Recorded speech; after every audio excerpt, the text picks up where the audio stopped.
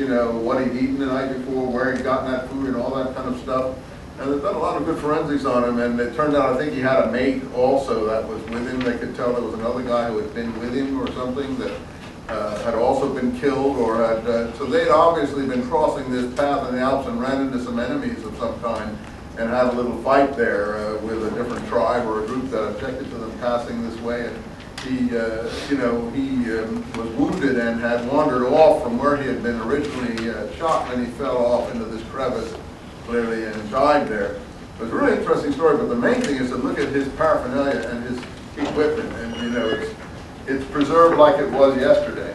Because he fell into the ice, must have been a snowstorm afterwards that covered him over, and then it became a glacier. And so he was totally preserved, just like a woolly mammoth in some of the steppes of Central Asia sometimes are. So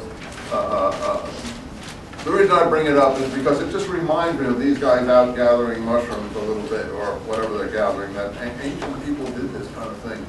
And we don't do it today because we go to the supermarket and stuff. But before our time, this would have been very common activity. So it's a really good picture in a way of ancient world before our world took over, it seems to me. Again, I may be overdoing that, but you'll have to be the judge of that. So he squatted and he took these things. We drank some water. We collected 110 buttons.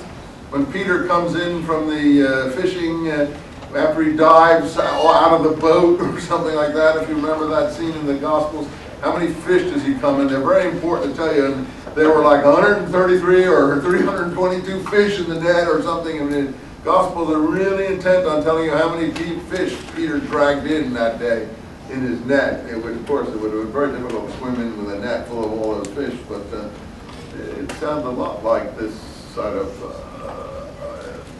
memory that we're having presented us here. Don Juan whispered to me that the bags were heavy because Mescalita wanted to return to the ground. He said it was the sadness of leaving his abode which made him heavy, and the real chore was not to let the bags touch the ground, because if they did, Mescalita would not allow you to pick them up again. So it seemed like it was heavy, but suddenly the weight on my back and chest diminished. The load became spongy and light. I ran freely to catch up with Don Juan. I told him we didn't feel the weight at all any longer. He explained that we had already left Mescalita's abode. That was why. Now this is Tuesday, July 3rd. What was the date of this previous, which is a bit confusing, this long thing? You see, that was Friday, July 6th. So we've gone backwards 3 days. But the reason is that even though it's backwards 3 days, it's after the event. So he wrote, and I don't know why he's doing that to us, but he wrote the narration of his expedition 3 days after this event here on July 3rd. Am I making myself clear here? So this is actually coming next, even though it's dated, confused. It's dated later or whatever.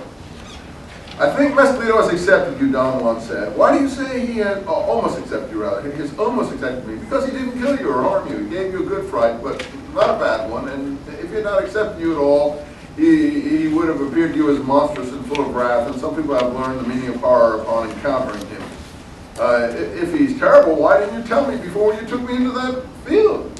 You do not have the courage to seek him deliberately. I thought it was better to not. See, he didn't tell me he was taking him out there. He said, what did he say? They were going to have to get mushrooms or something?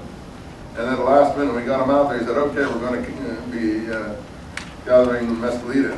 But I might have died. Yeah, you might have, but I was certain it was going to be all right with you. He played with you once. He didn't harm you. I thought he'd have compassion on you. I asked him if he really thought Mescalita had compassion on me. The experience had been terrifying. I felt that I'd already died of fright. He said Mescalita had been most kind to me. Showed me a scene that was an answer to the question. Don Juan said, Mescalita, give me a lesson. I asked him what the lesson was and what it meant.